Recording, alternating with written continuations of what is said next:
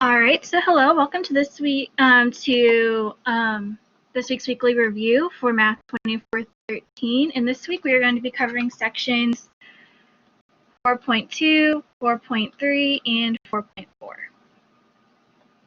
All right, so let me go ahead and get started with section 4.2, which is over mean value theorem.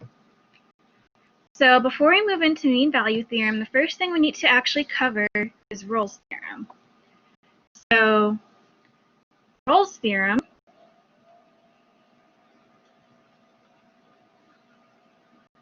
states that if we have a function f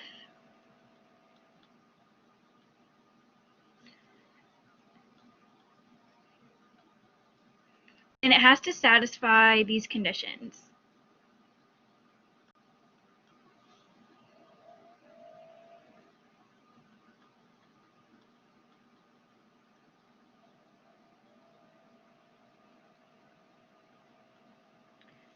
If we and the conditions are going to be first that f is continuous on the closed interval a to b. Our second one is that f is differentiable on the open interval from a to b. And lastly, that f of a equals f of b. Then there must be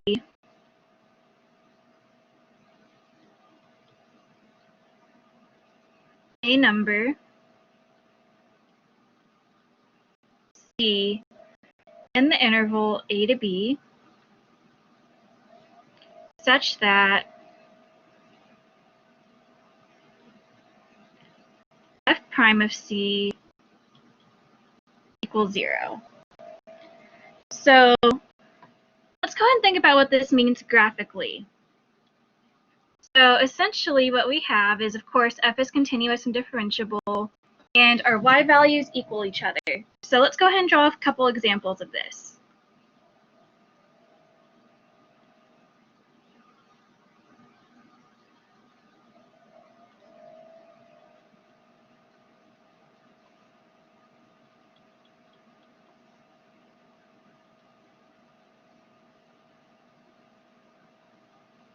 All right, so for this first example, we're just going to have a normal function, looks something sort of like a quadratic going up and down like this. So we can see right here that f is continuous as we haven't had any break in the function. And since this appears to be a polynomial, it's differentiable. So if this is the case, then we have to see right down here that at some point, we're going to have our derivative be equal to 0. Let's try another one. Let's do something that looks a little something like this. Once again, our function is continuous because there are no breaks. Once again, it appears to be differentiable because it is continuous. And so we have to see right here. We can see right here and right here that we do, once again, we have spots to where our derivative equals 0. And for the last idea that we have is, let's say we have a function that is just a constant. Y equals a constant. Well, if we take the derivative of a constant, that is always going to be 0. Therefore, this still fits into Rolle's theorem. So the reason why we're going over Rolle's theorem is that it actually kind of helps prove our next theorem. Our next theorem is going to be our mean value theorem.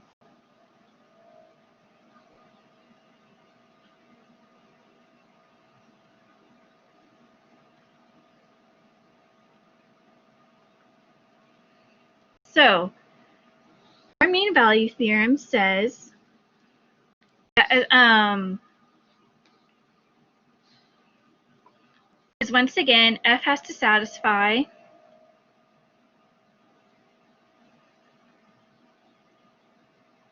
the following conditions. And our conditions are that first,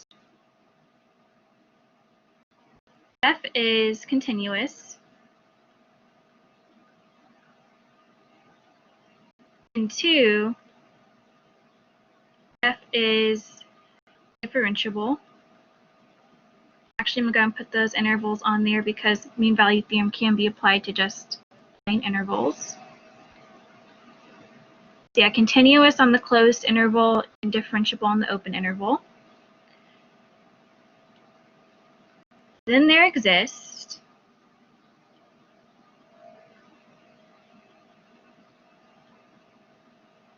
a number C such that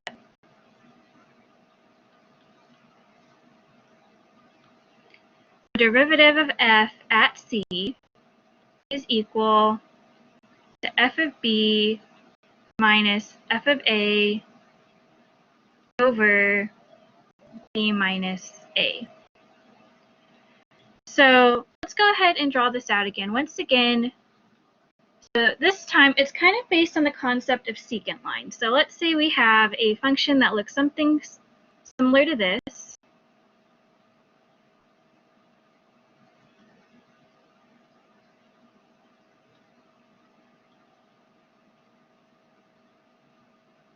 And let's say we're going to have our two intervals here. Our 2 points right here and here.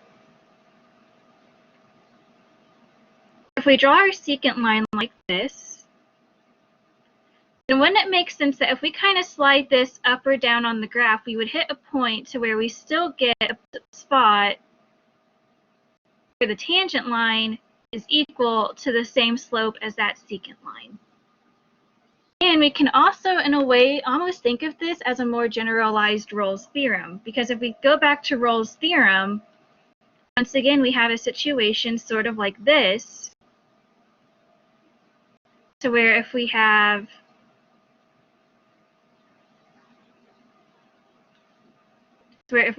these as our intervals with the same y, so we know that that tangent line right here, that secant line is going to be 0. Therefore, there has to be a spot where the tangent line is equal to 0. I apologize, I have my cat with me right now. So now let's go ahead and do a couple of examples working with both of these theorems. First, let's go ahead and try to do an example with Roles theorem.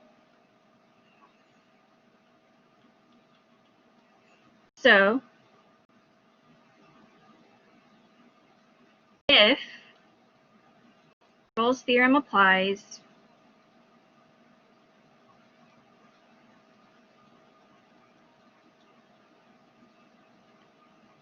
to the function f of x equals x squared minus 2x minus 8 on the interval -1 to 3, finds the value where f prime of c equals 0. All right, I'll give you just a second to work on that real quick before I go ahead and start going over some of the work.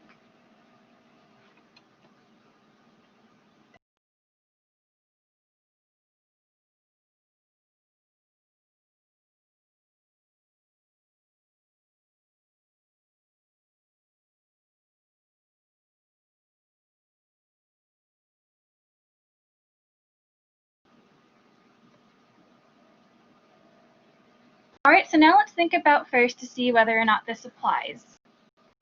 So of course, our criteria are that f has to be continuous. So this is a polynomial, so f is continuous. And then polynomials are also differentiable, so that one also applies. The next thing we have to do is just to make sure that our y values are equal to each other. So first thing we need to do is we need to go ahead and check and see what our y values are. So let's find our f of -1 So f of -1 is going to be -1 squared minus 2 times -1 minus 8. That's going to get us 1 plus 2 minus 8. That's going to be 3 minus 8, which is -5. And we're going to have f of 3, and that's going to be 3 squared minus 2 times 3 minus 8. So that's going to get us 9 minus 6 minus 8. So then that's going to get us, once again, 3 minus 8, which is going to be -5. So therefore, our final criteria, f of a equals f of b, is satisfied. So now it's just a matter of finding that number c to where f prime of c equals 0. So let's go ahead and play with that. So of course we have our f of x is equal to x squared minus 2x minus 8. And now we're trying to work with f prime, so let's go ahead and take the derivative of this. So we're going to get f prime of x. The derivative of x squared is 2x, and the derivative of -2x is going to be -2. Derivative of -8 is 0. Therefore, this is our derivative, and we need to set this equal to 0. So we get 2x minus 2 equals 0, which gives us 2 equals 2x. Therefore, x equals 1 is going to be our c.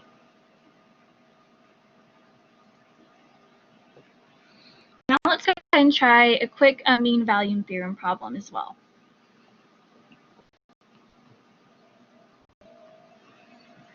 In this example,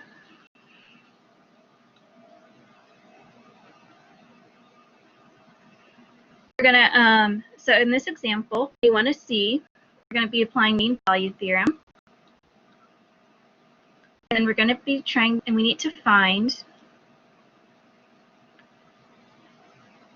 c on the interval, on the function where f of x, can't speak today, x cubed minus 6x squared plus 9x plus 2 on the interval from 0 to 4. All right, so let's go ahead and look and see what we have to do. So mean value theorem, we have a polynomial, so f is going to be continuous, and also f is going to be differentiable. So our criteria are solved. Now we have to look and figure out where our f prime of c is equal to f of b minus f of a over b minus a. So our f of b is going to, so let's go ahead and let's let f of a equal f of 0. So that's going to get us 0 cubed, which is 0, minus 6 times 0 squared, which is once again 0, plus 9 times 0, plus 2. So therefore, f of 0 is just 2. Now let's work with that 4. So we're going to let f of b equal 4, equal f of 4. So therefore, we are getting 4 cubed, which is going to be 64, minus 6 times 16, plus 9 times 4, plus 2. Go ahead and look at this. This is going to be 64. 6 times 16 is 96. 3 times 4 is 36, plus 2. All right, so we are getting 64 plus 30 is 100, so let's go ahead and do that. Minus 96 plus 2. So that is going to get us 4. So 100 minus 96 is 4 plus 2, which is just 6. All right. So now let's go ahead and plug this in to see what our f prime of c needs to be equal to. So therefore, we can see f prime of c is equal to our f of b is going to be 6, minus our f of a, which is going to be 2, over b, which is 4, minus a, which is 0, which gives us 4 over 4, which equals 1. So now we know what our f prime of c equals to, so now let's find our f prime in general.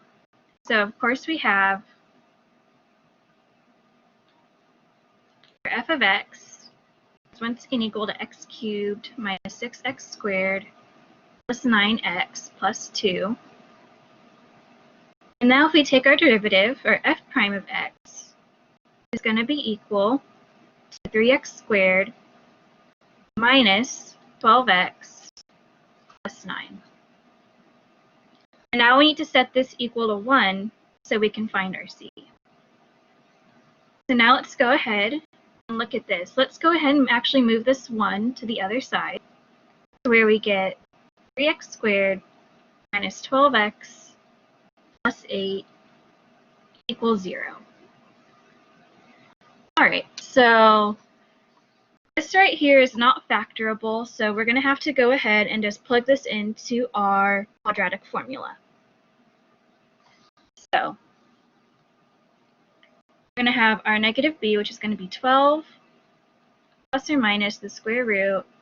Negative 12 squared is 144 minus 4 times a times c all over 2a.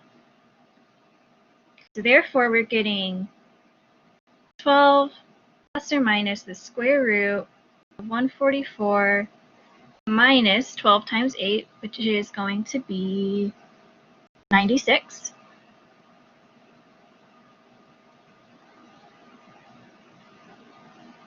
All over 6. If we want to simplify this even more, we can go down to 12 plus or minus the square root of 48 over 6.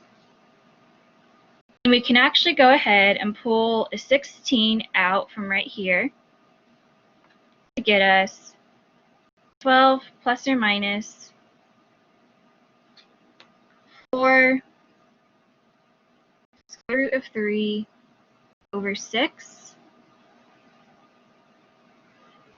And we can go ahead and just kind of leave this right here. I mean, we could go ahead and cancel out a 2 to get us. Now we can go ahead and cancel out a little bit to get us. Where are my notes at? There we go. 6 plus or minus 2 square root of 3 over 3. And that is going to be our final answer. You would have to go ahead and maybe check and plug those into a calculator and make sure they're within our domain. However, I've already done that, and both of those are going to be within that 0 to 4 domain. If one of those, so now if we were stuck in a situation where, for example, one did and one did not, the one that did not would not count as our C because that does not fall within our domain. So now let's go ahead and we're going to go ahead and move on to working with derivatives and properties of graphs. So section 4.3. So we've already learned in section 4.1 about the relationship between relative extrema and critical points, but we don't really know much else about the rest of the graph. So let's go ahead and look and see how we can actually use our derivatives to look at certain properties of graphs. So the first thing we're going to look at is our increasing and decreasing tests.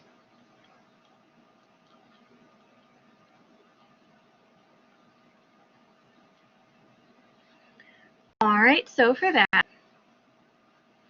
so this is actually two pieces. So the first piece is that if the derivative of our function is positive on an interval,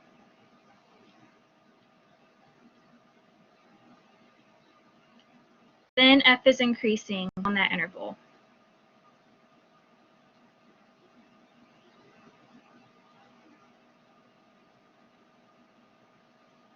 And then our second part is that if our derivative is negative on an interval,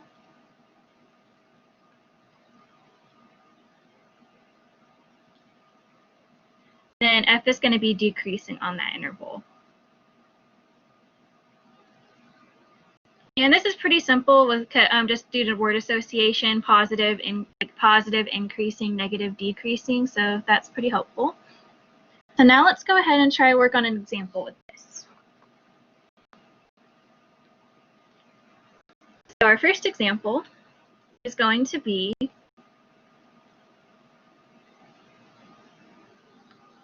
find where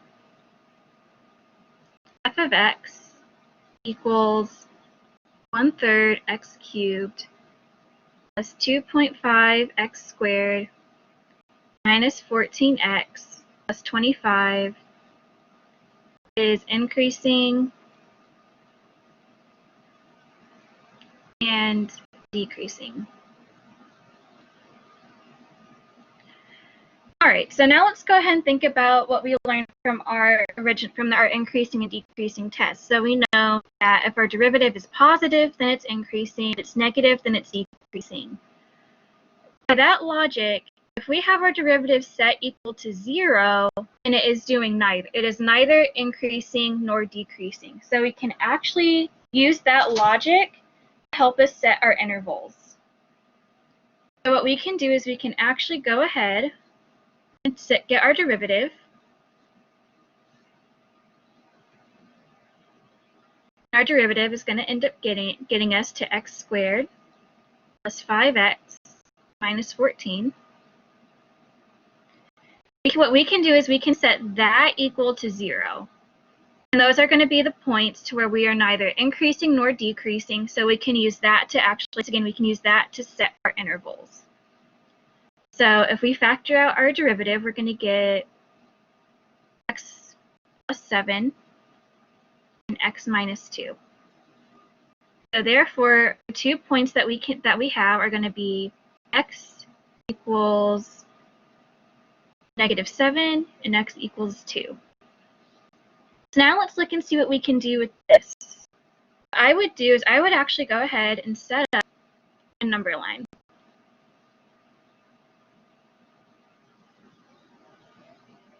And we're going to go ahead and mark down our two x values that we got. So -7 and 2. So if we think about this, we're working in terms of intervals. So this is going to be an interval from -∞ to, but not including, -7. This is going to be from -7 to 2, which is not inclusive, and then greater than 2 to infinity. So now what we need to do is we can actually go ahead and just pull any point that falls within each of these intervals to use to test. So for example, we can go ahead and use, let's say, -8 to test for this one. What we're going to do is we're going to plug this back into our derivative. And to make it a little easier, let's go ahead and leave it in factored form. So if we get x plus 7 and x minus 2, if we plug in -8, we're going to get -8 plus 7 and -8 minus 2. So that's going to be -1 times -10. Now, we don't necessarily really care about the numerical value. What we just care about is whether or not it is positive or negative. So this is going to be +10. So therefore, just write a plus sign to mark that. That is what we're getting for that interval. Now let's look at from -7 to 2. For this one, let's go ahead and just pick a point. Let's say x equals 0, because that's always a pretty easy point. So if we plug that into our derivative, we're going to get 7 times -2, which is going to be -14. So once again, we really just care about this negative right here. So we're going to mark that as saying that is negative. And then lastly, we're going to pick another point within our last interval. So let's say we're going to let like x equals 3. We're going to get 3 plus 7 times 3 minus 2, which is going to get us 10 times 1. So therefore, that is going to be positive 10. Therefore, our derivative is going to be positive in that interval. So now we have our number line marked. So now we can go ahead and see when we're increasing and decreasing. So once again, we're going to be our function is going to be increasing whenever our derivative is positive. So therefore, we can say it is increasing from negative infinity to negative 7 and from 2 to infinity. And then we can also say that it's decreasing from negative 7 to 2. All right, if you'll give me just 1 second real quick.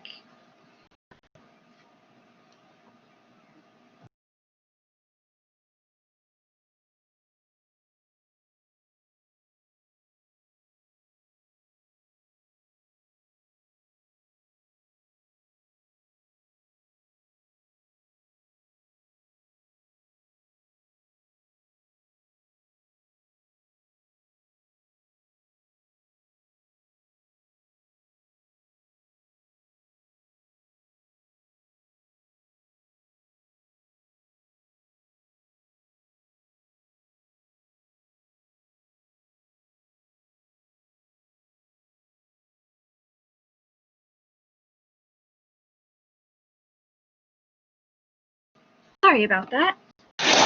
My cats have been asleep literally all day until just now, and now they're being very, very loud. All right, so now let's go ahead and look at this. So if we look at our intervals, we can see that they're not including those points, the points that we use to find our intervals. Well, that actually brings us to the next point of local extrema. So we have actually already touched on local extrema last week, but let's go ahead and look and see how we can actually test for local extrema. So we can test to figure out our local extrema from the first derivative test.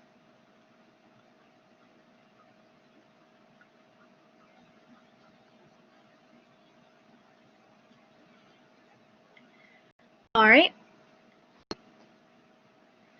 So the first thing we need to know about our first derivative test is that we have a number c is a critical number on a continuous function f.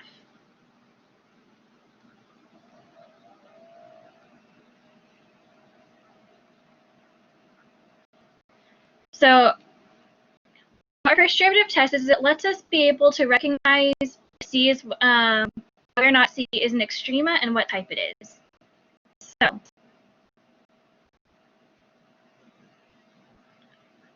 if our derivative changes from positive to negative at c, it is a local maximum.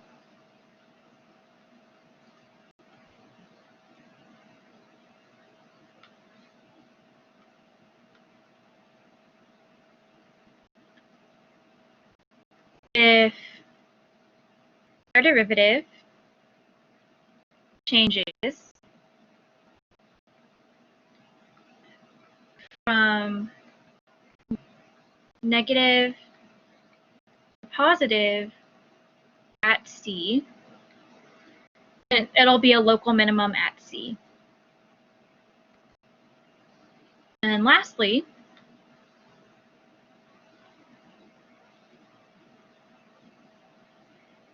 if our derivative has the same sign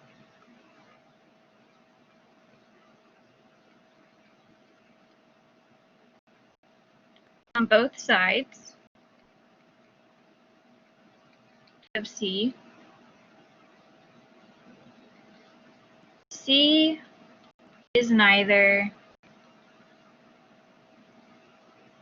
a min nor max.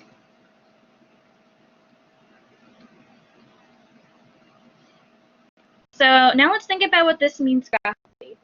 So let's say we have that first one. If we have a function, it is increasing, increasing, increasing, then drops down, and that makes sense this is going to be a maximum.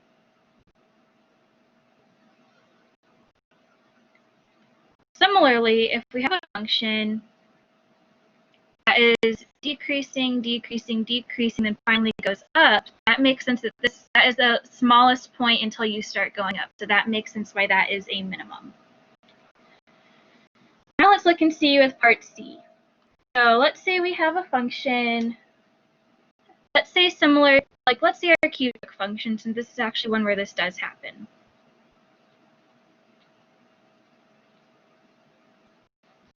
Our cubic function, we're going, so we see it looks something like this, something like this. So if we go along this function, we can see that is increasing and increasing. It keeps increasing. It just means that there's a point right here where your derivative is equal to 0, but we can see that is not a local min nor max. It just happens to equal 0 right there. Yeah, it's a similar thing if we're and then it's a very similar idea if we have the same thing, but let's say we're going negative.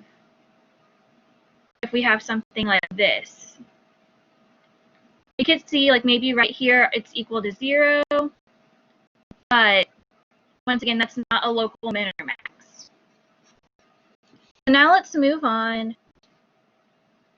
and look at our extrema. So what we're going to do is we're actually going to use the same, we're going to want to find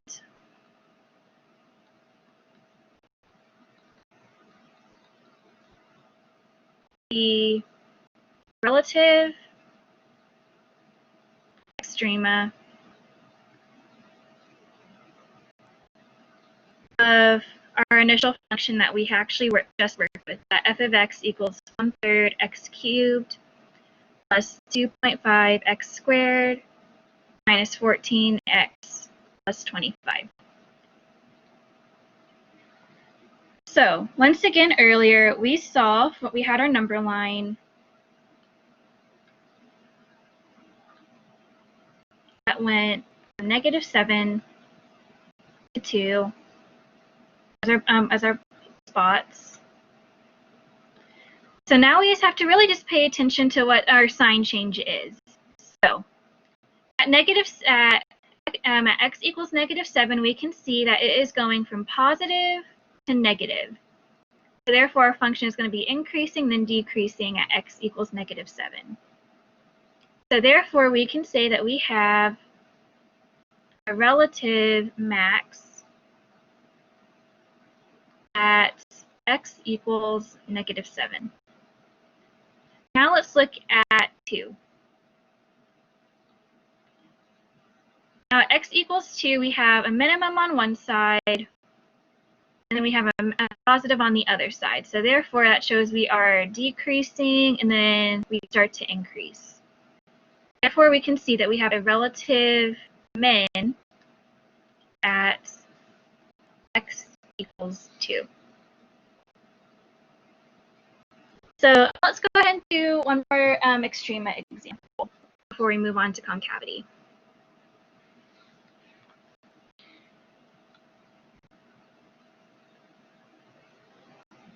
All right, so in this one, we want to find the relative extrema of f of x equals the natural log of x squared plus 1. So now let's go ahead and first, since this is a natural log function, we first need to go ahead and check our domain first. So so let's say if we have a natural log of, let's say, u has to be greater than or equal to 0. So now let's just check to see x squared plus 1. That is always going to be greater than or equal to 0, so therefore our total domain is going to be from negative infinity to infinity. So we have that checked off. Now our next step is we need to go ahead and use our first derivative test. So let's go ahead and try to take the first derivative of our function. So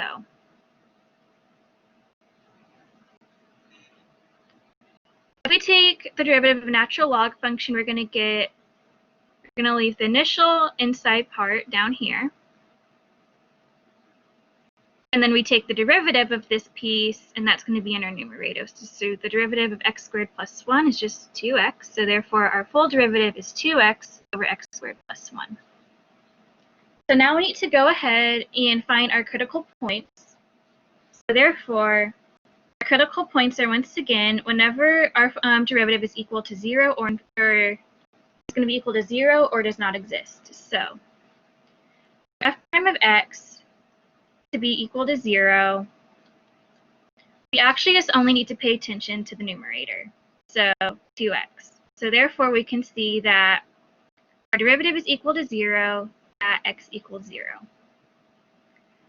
Now if we want to check to see if we have any that exist where the derivative does not exist, any critical points, that's x squared plus 1 equals 0.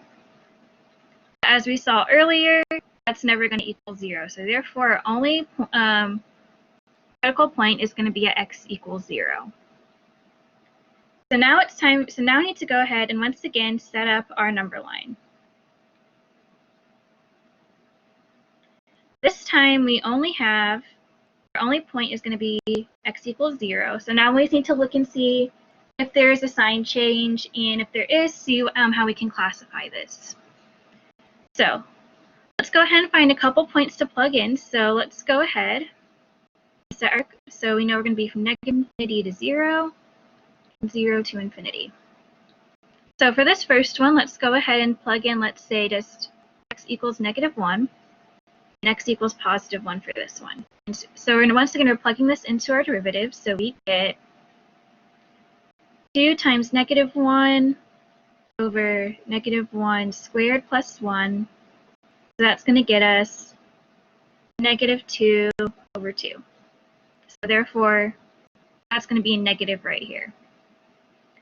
Now if we plug in x equals 1, we get 2 times 1 over 1 plus 1. And that just gets us positive 2 over 2. So therefore, that's a positive.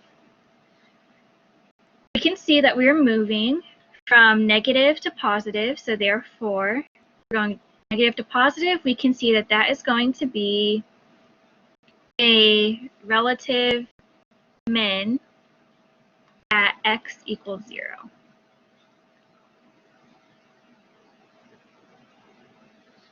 And if they wanted the exact point, you could also just plug that into your initial function and get 0. And then f of 0 is going to be natural log of 1, which is 0. So now that we've kind of looked to see how our first derivative impacts our function, let's go ahead and look and see what happens with our second derivative.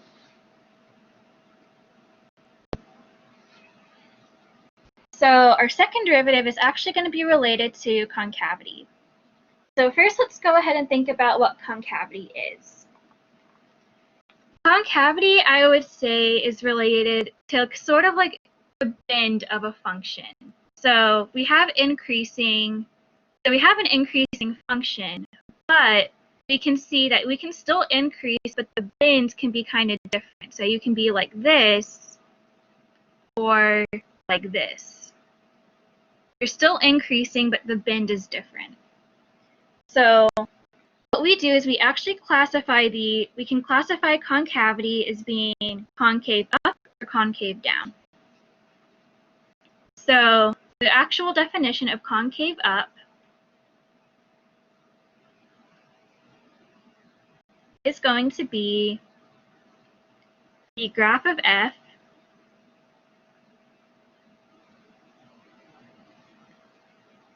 lies above all tangents for all tangent lines on any interval I. So therefore, this red one right here is going to be concave up. So we can see the graph is always going to be above. Concave down,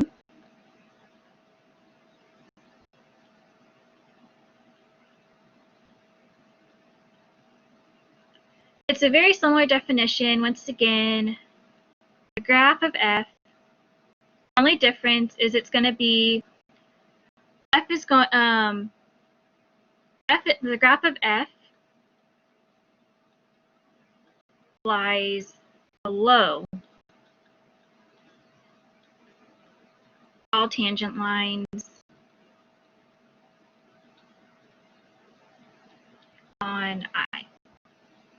So if we go ahead and look again right here for this concave down, we can see that this tangent line is going to be above.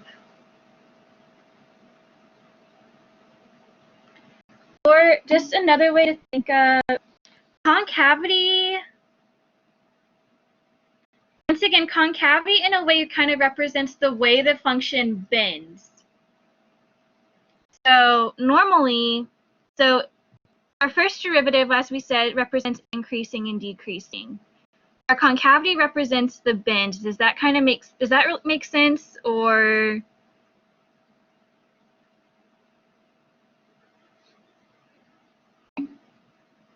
Oh, I just represents any interval. So whenever we work on, so whenever we get to working on our concavity test, then we can kind of work and see kind of more of like how we find I. And then just another way that I like to think of concavity is just concave up means that it's kind of like, it looks like kind of like a U, sort of like a smiley face, and then concave down is sort of a bend, sort of like going down. Or like a positive parabola or a negative parabola. So now let's go ahead and move in to our concavity test. So earlier we had our increasing and decreasing tests, but now we're going to move on to our concavity test.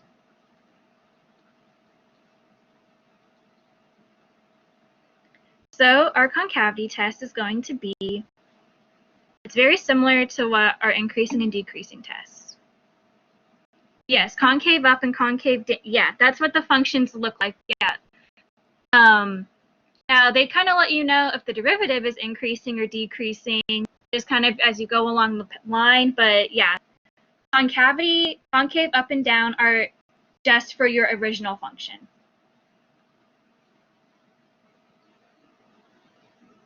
Yeah, so yeah, concavity relates to your original function and just how it bends.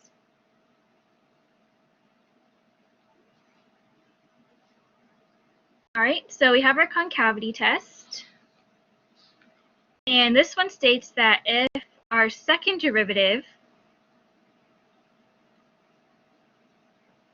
is positive for all x values in the interval I, is going to be, then that means that your function is concave up. Similarly, if your second derivative is negative for all x values in your interval I, then your function is going to be concave down at that point.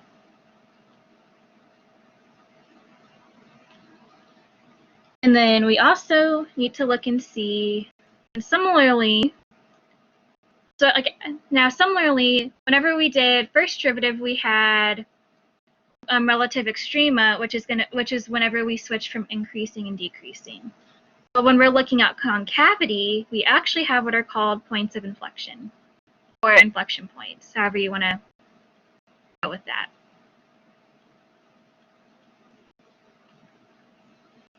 Our points of inflection are just going to be the points where concavity changes.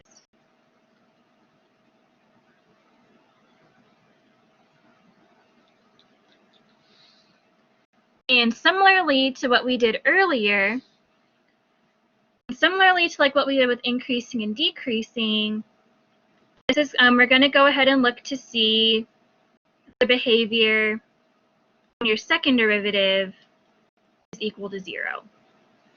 So yeah, we had critical points, and if you move a step further, you go to points of inflection. So now let's go ahead and do an example working with these.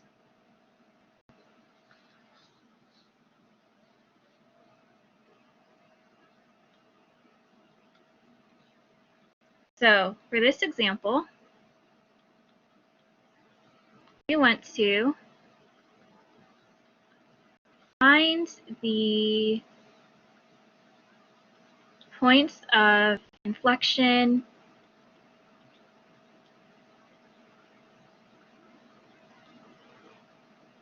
and describe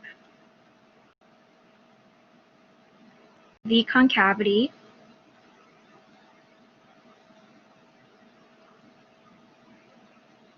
of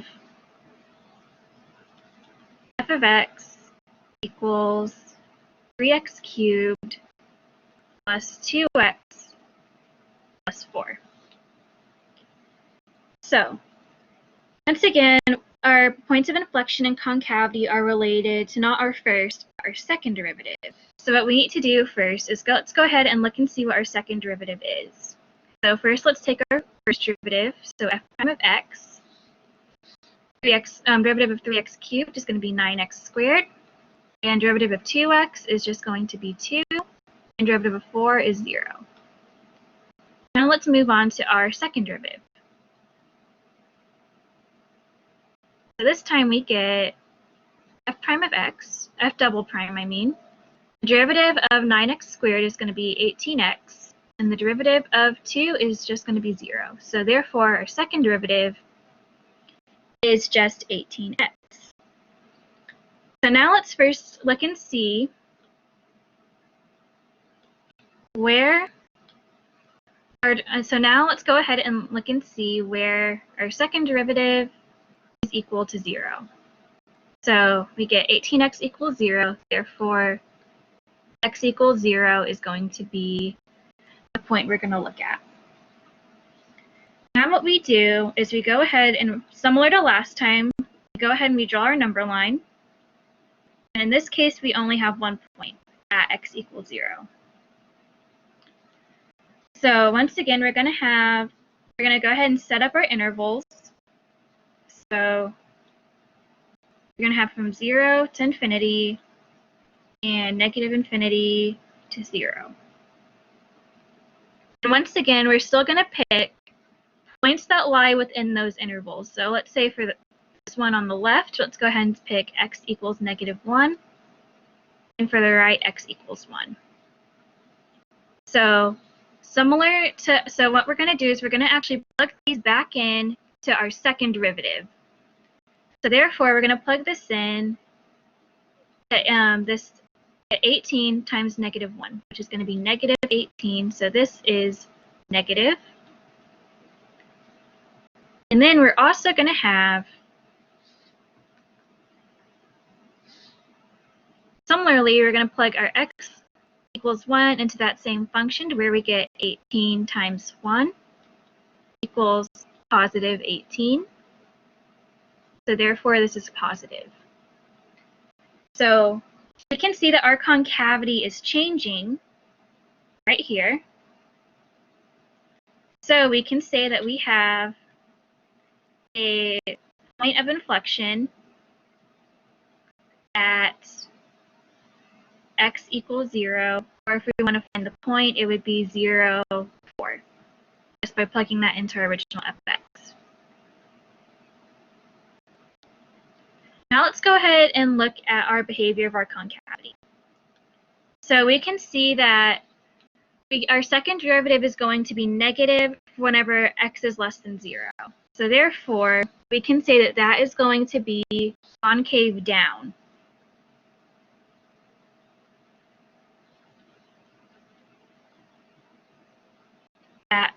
Concave down from negative infinity up to 0. We can see that we get a positive second derivative when x is greater than 0, so therefore we can say that we are concave up whenever from 0 to infinity.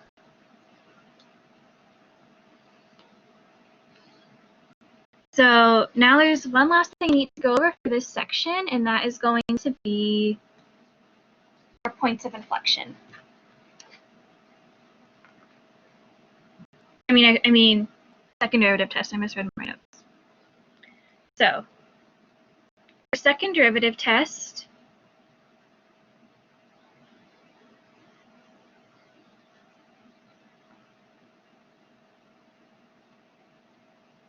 states that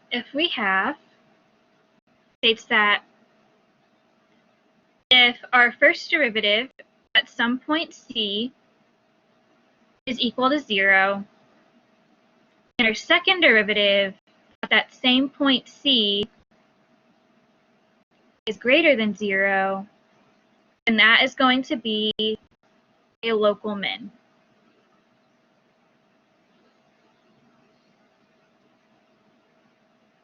Similarly, if our derivative at c is equal to 0, and our second derivative at c is less than 0, then we're going to get a local max.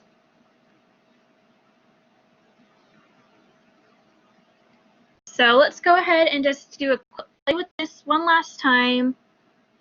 Let's go ahead and actually go back to that first function we worked with earlier, that f of, just because we already know what we have right there. Where we had that f of x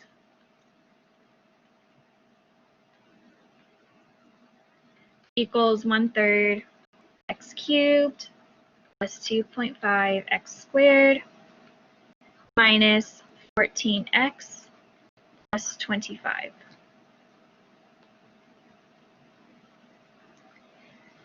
So once again, we know that there are 2 points where f prime of c equals 0. We're going to be at x equals -7 and 2. Now what we need to do is let's go ahead and look and see how these relate to our second derivative. So once again, our first derivative was equal to x squared plus 5x minus 14.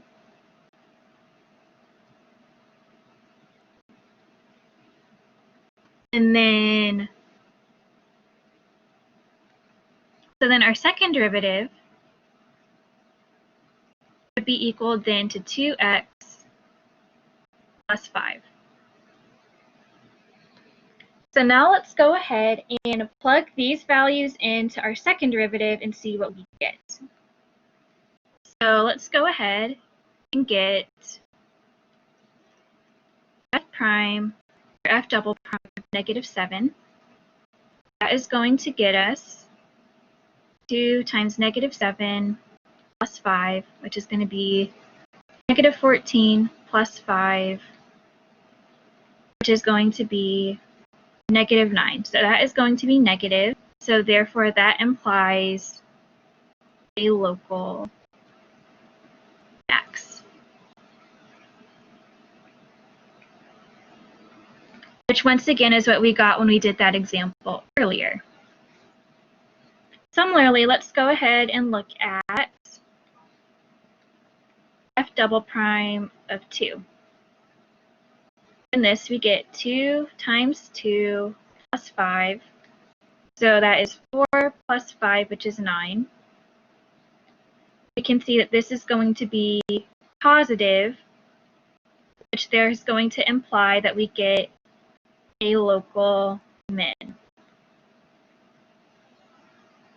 So this just shows that there's another way how we can solve, how we can go ahead and solve to see where our extrema are.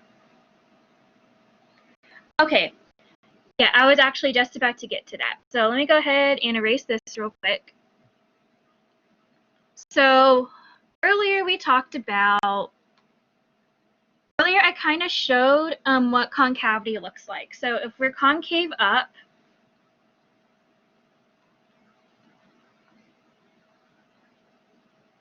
and then when we said earlier, that is when our second derivative is positive.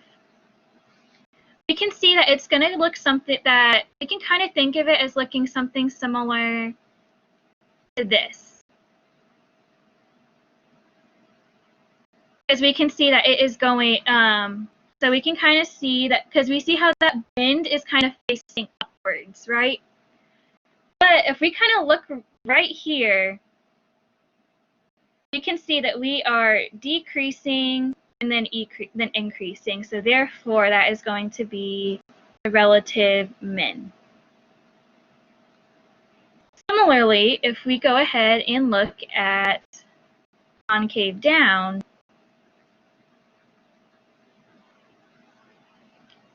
then we're going to get, which is once again when our f double prime is negative, we draw our graph. You can think of it as looking something similar to this. We can see that we are increasing, and then we hit a point right here, and then we start decreasing. So it's because we're increasing, then decreasing, that is going to be a relative max. Yeah, that's the weird one, to where you kind of have to like, it's almost easier to sketch it out and use that for the logic, because normally, like we said earlier, for most of them you kind of get a nice little word association, but that's the weird one to where it doesn't really work, and instead you kind of have to look at it graphically.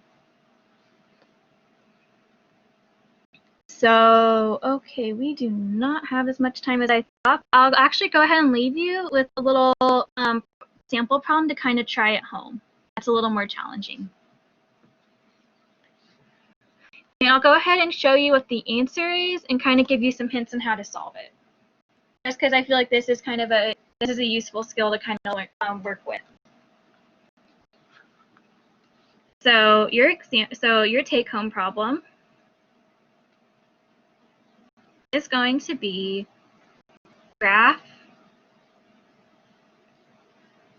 g of t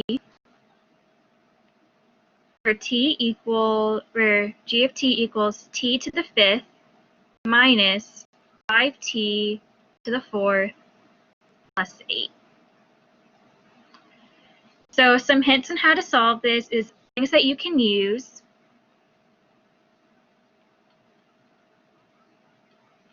To solve this, critical points,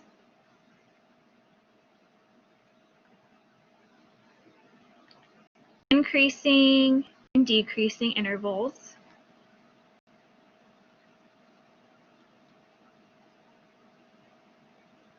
relative extrema,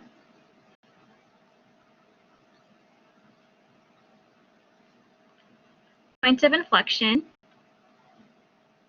and concavity.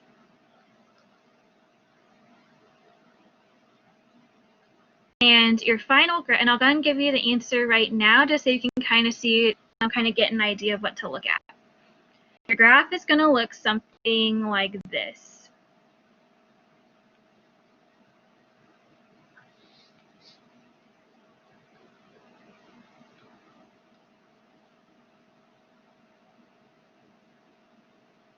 Actually, let me switch colors, switch something a little darker. There we go.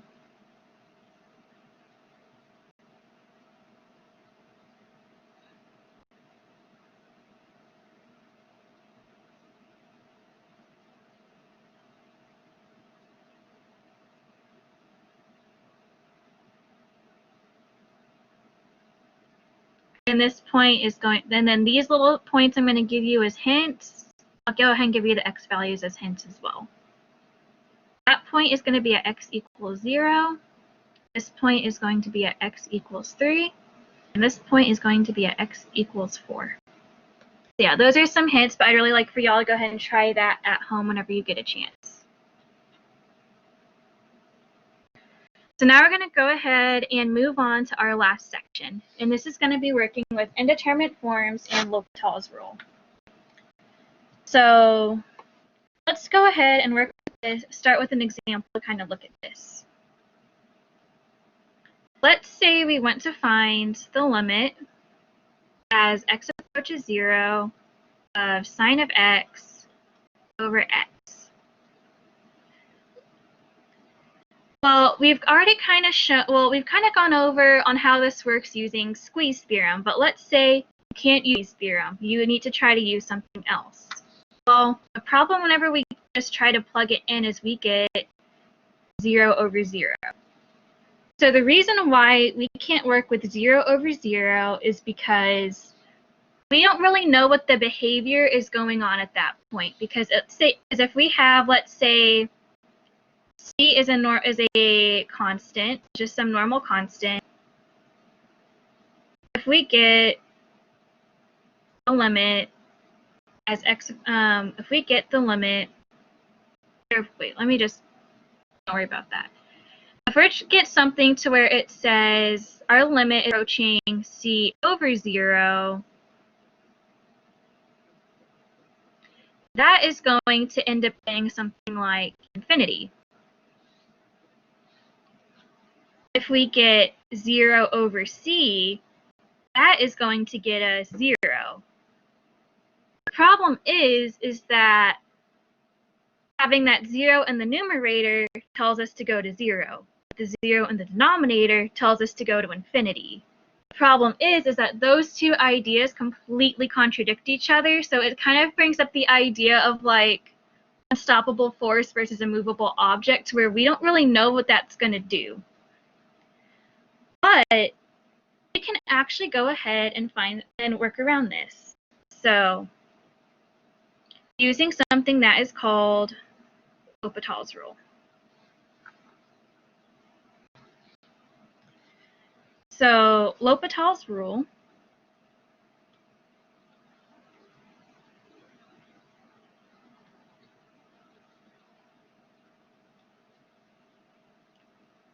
states that if we get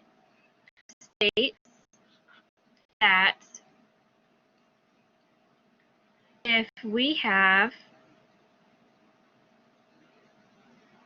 a limit as x approaches a of f of x over g of x equals 0 over 0, or plus or minus infinity over infinity, we can instead find the limit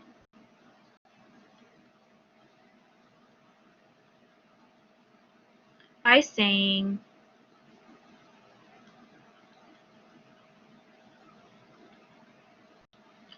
that the limit as x approaches a of f of x over g of x equals the limit as x approaches a of f prime of x over g prime of x.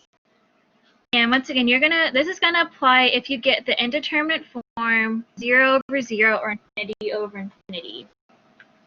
And actually, let me just go ahead and define indeterminate form real quick. Just kind of give you a little definition or kind of an idea of what it is. Because there are several different types of indeterminate forms. That is going to essentially be when the behavior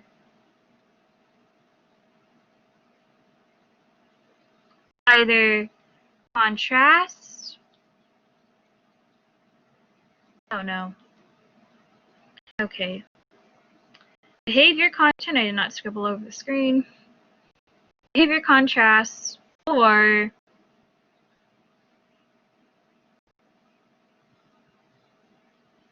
it is impossible to determine the behavior. So like as we said earlier, if we have the 0 over 0 or similarly infinity over infinity, that kind of contrasts and we can't determine the behavior because on one hand it looks like the limit should go to infinity, but at the same time within that same function it's trying to tell you to go to 0. You can't really work with that. So let's go ahead and look to see how this works if we get one of these forms, if we just get 0 over 0 or infinity over infinity. So let's go ahead and do a couple real quick examples so the example is we want to find the limit as x approaches 0 of sine of x over x, and we can't use squeeze theorem. So as we said earlier, we're going to get 0 over 0. But what we can do is we can apply L'Hopital's rule to get the limit. So we're going to take the derivative of sine of x, which is going to be cosine of x. We're going to take the derivative of x, which is 1. Now, if we go ahead and we find the limit of this is going to get us cosine of 0 is going to be 1 over 1. Therefore, our limit of sine of x over x as x approaches 0 is 1.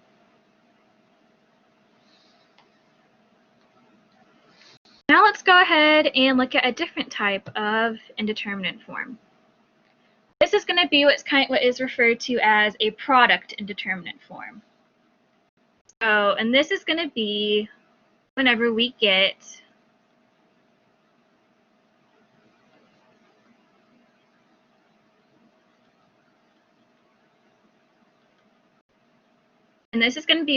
the form 0 times infinity. Once again, on one hand, and once again, it kind of shows that behavior kind of tells us two different things. If we have 0 in a product, that tells us to go to 0. If we have infinity in that product, that tells us to go to infinity. We don't know what that function is going to do. So what we have to do is we can't just plug this into L'Hopital's rule as is, because L'Hopital's rule has to be in that format with that ratio. So what we can do is we can actually go ahead and manipulate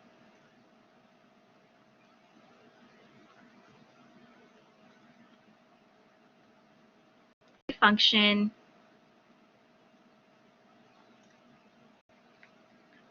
to get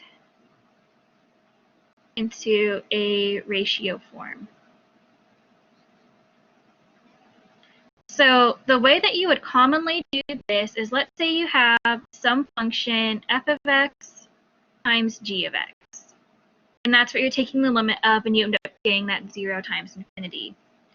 What you can do is there's either two ways you can go. This can equal f of x times 1 over, put the f of x over 1 over g of x. And that can also equal g of x times 1 over f of x. These are still equivalent because when we move, because essentially this is when we have a fraction within a fraction and that bottom one kind of flips up back. That's why it still works. So now let's go ahead and do an example with this.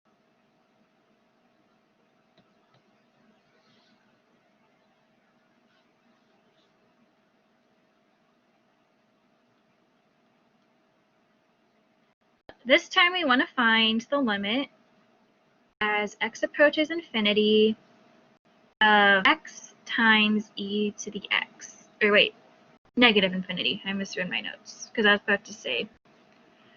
So if we plug this in, so negative infinity for x is going to be negative infinity.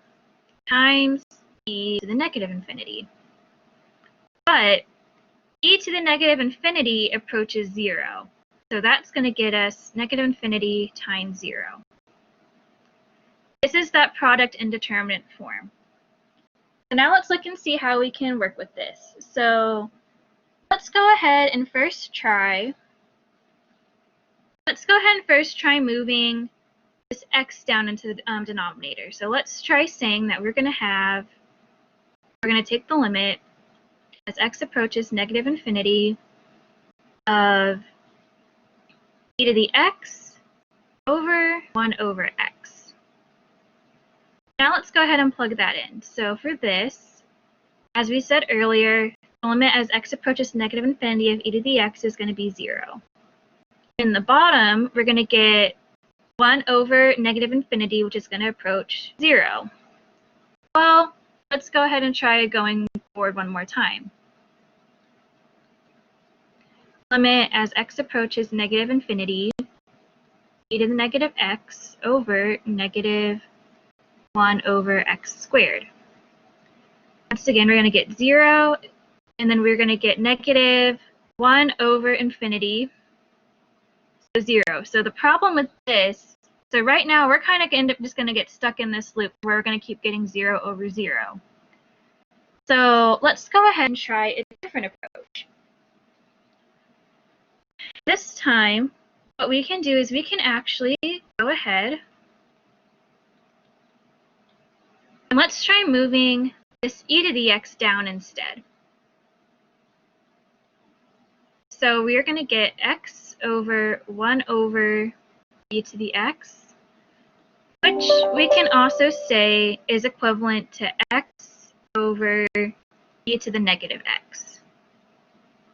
So now we need to go ahead and take our limit as x approaches negative infinity. Well, we're going to get infinity for x, and then we're going to get and then that's going to get us e to the negative times negative infinity, which is going to be positive infinity. Now we're in a form to where we can do L'Hopital's rule. So now it's time for us to go ahead and take our derivative. So now we're going to go ahead and have the limit as x approaches negative infinity of 1 over negative e to the negative x. This is going to get us 1 over negative, and as we said earlier, e to the that's going to get us negative e to the positive infinity, so negative infinity down here. And now we're in a form to where 1 over plus or minus infinity, that is going to just cancel, go down and approach 0. So therefore 0 is our final answer. This kind of shows how you can kind of work with how you can kind of both, you may have to go ahead and readjust which way you do it, but this shows that this will still get you into a form where you can find your limit.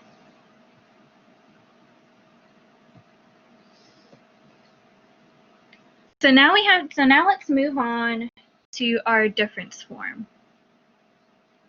So our difference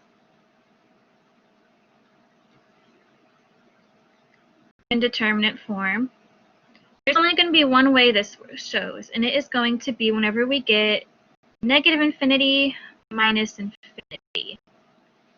The thing is with this is because infinity is a concept, not a number. So we don't know if this is going to cancel out to 0, some other finite number, or what the behavior is going to do. So that's why it's indeterminate form. So now let's look and see on how now let's do an example and we can see how we can work this. So in this example,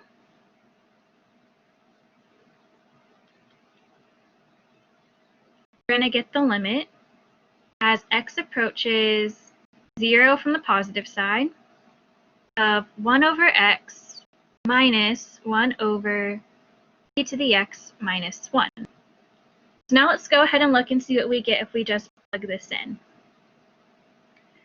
1 over 0 is going to be infinity. And then we're going to get 1 over, so we're going to get e to the 0 is going to be 1 minus 1. So therefore, infinity minus 1 over 0, which is going to be infinity minus infinity. So now let's look and see how we can actually work with this to get back into our ratio form. So what we can do is we can actually go ahead and let's actually go ahead and cross multiply. See if we can to get this down into just one term and see if that does anything. So if we cross multiply, we're going to get e to the x minus 1 minus x over x times e to the x minus 1. Now let's look and see if we're in the right form.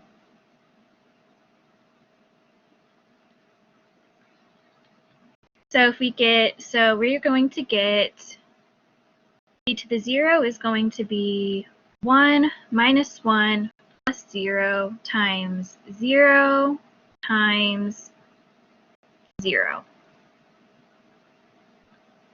So therefore, we're going to get 0 over 0. Now we're in a form where we can actually use our L'Hopital's rule. So now we can go ahead and apply L'Hopital's rule, and let's go ahead and see what we get. We're going to get the limit as x approaches 0, 0 from the positive. Derivative of e to the x is just going to be e to the x. That negative 1 is going to go down to 0, and that negative x is going to be negative 1. The denominator, we're going to use our product rule, which is going to get us e to the x minus 1 plus x times e to the x. Now let's see what happens if we plug this in.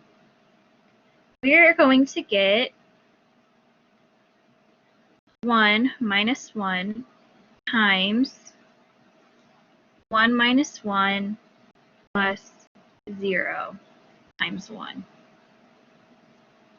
which is going to get us 0 over 0 plus 0, so still 0 over 0. But with L'Hopital's, we can always still go on one more step. So let's go ahead and try this one more time. We can get the limit as x approaches 0. Derivative of the numerator is just going to be e to the x. As a denominator, we're going to get e to the x plus, if we use our product rule, we're going to get x e to the x plus e to the x. And that's going to go the limit as x approaches 0 of e to the x over e to the x times x plus 2. These two can cancel out. So now if we just take the limit as x approaches 0 of 1 over x plus 2, that's going to just get us 1/2. So now there's one more type of indeterminate form that we end up having to work with. And that is going to be our power.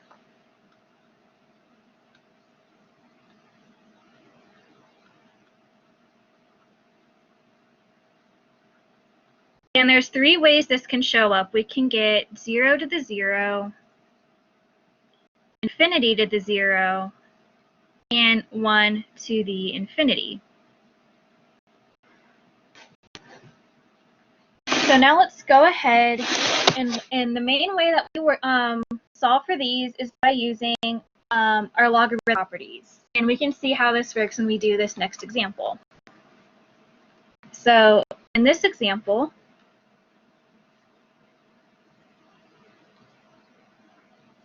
we're going to have the limit as x approaches 0 from the positive of cosine 2x all to the 1 over x squared. So now let's see what happens if we plug this in. If we plug this in, we're going to get cosine of 0, which is going to be 1, to the 1 over x squared, which is infinity. So therefore, we're in our power indeterminate form. So therefore, we need to kind of play with this a little bit to get us back into our form of L'Hopital's rule. So what we can actually do first is let's go ahead and say that y is equal to cosine of 2x to the 1 over x squared. Now what we can do is we can actually take the natural log of both sides. Now that this is all in one big, now that we have our right side all in one big natural log, because this is an exponential form, so our natural log rules state that if we have natural log of a to the b, that can cancel out times b natural log of a. So we can actually apply this same principle to move that power. So what we can end up doing is we can pull this out in front and say that we have natural log of y equals 1 over x squared natural log of cosine of 2x. And we can even go a little further and just move that 1 over x squared down into the denominator.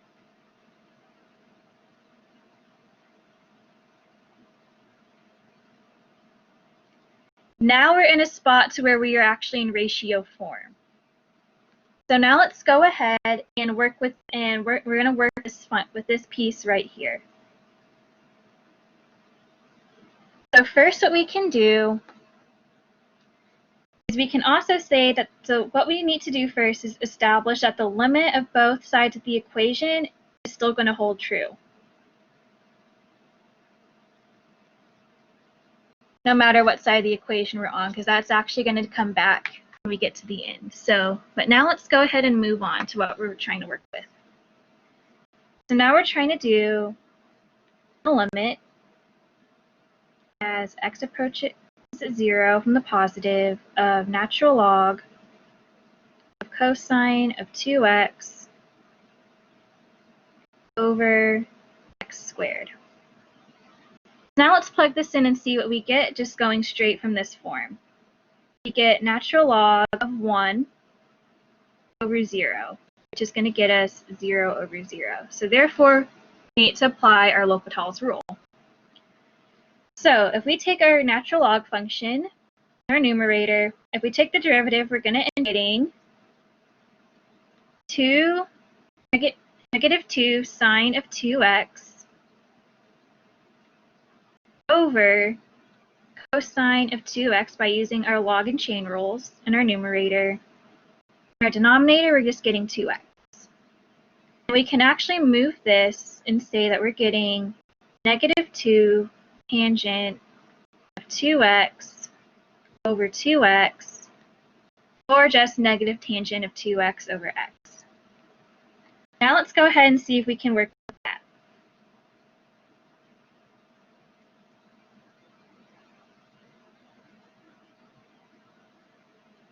So we plug in our tangent of 2x over x.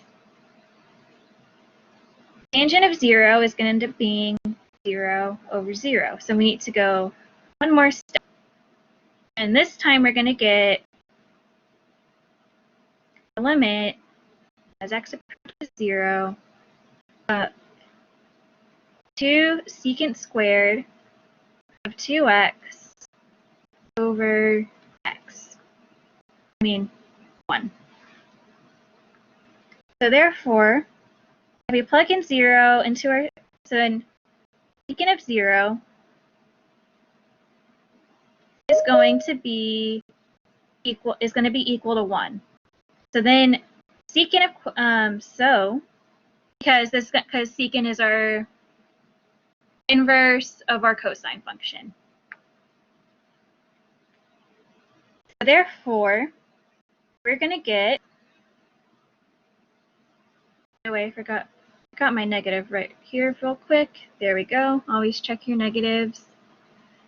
So then therefore, we're going to get negative 2 times 1 over 1, which is just negative 2. But we have to remember that earlier we took the natural log. So what we said is really this natural log, we said earlier the natural log of, so now what we go back is we say that natural log of y is equal to really that limit as x approaches 0, but the natural log of y is equal to the limit as x approaches 0 of negative 2. So what we just have to do is we can just use our so we can use our exponential and logarithmic properties. So if we take e to the natural log of some number x, that we're just going to get x. So what we can do is we can take the exponential of both of these, of both sides of the equation, to get us the limit as x approaches 0 of y equals the limit as x approaches 0 of e to the negative 2. And therefore, we're back to where we started, to where our limit is going to be e to the negative 2. Well, that is the last example that I have for today. This one went kind of long because we had to squeeze in 3 sections instead of 2, but hopefully that was helpful. So have a great day. And of course, this will end up on YouTube as well, if you'd like to rewatch.